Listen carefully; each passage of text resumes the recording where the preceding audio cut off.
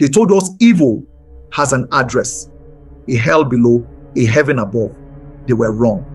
The oldest horrors are not visitors, they are landlords. In Lagos, Dr. Chinwe Okafor, a brilliant neurosurgeon, believed in science and modernity. She and her daughter Ada lived in a sleek apartment high above the city, but a trip to their ancestral village for a funeral would change everything. There in the forest, Ada discovered a forbidden shrine, the dwelling of the Twisted One, a primal spirit of chaos back in Lagos. Ada began to change. She spoke in a guttural ancient tongue. She claimed the sacred kola nuts and palm oil smelled of death. She drew intricate, disturbing patterns on the walls, ancient Nsibidi script she could never have known. Chinwe took her to doctors who found nothing. Then the horror escalated. Furniture moved on its own. The air grew cold and heavy with the smell of wet earth. One night, Chinwe found her daughter Ada was contorted on the ceiling, her head spinning slowly to face her mother, a grotesque smile carved on her face. A charismatic pastor attempted an exorcism. It failed catastrophically. The entity mocked him, speaking with the voices of his own hidden sins, leaving the pastor broken.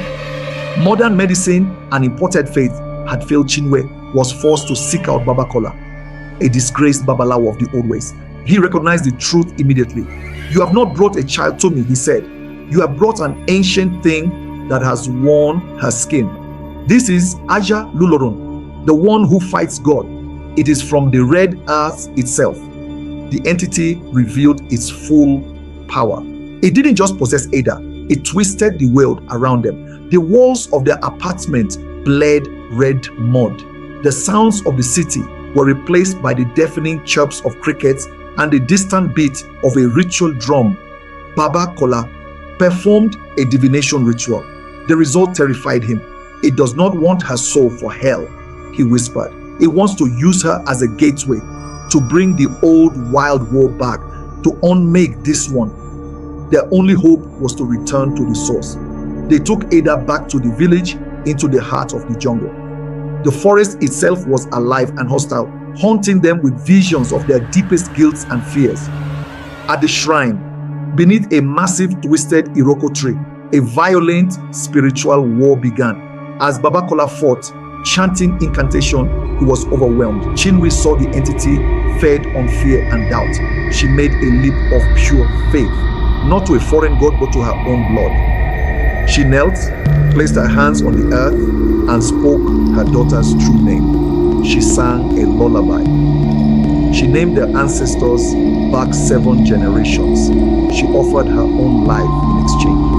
This primal love was a force the ancient entity could not comprehend. In a silent, blinding flash, it was over. The entity was bound back to the earth. Ada was free, but the balance was fragile. The horror was contained but not gone. It was waiting. Chinwe returned to her life in Lagos, forever changed. On her desk, next to her stethoscope, she placed a small, humble clay pot, a token of respect to the forces she now knew were real.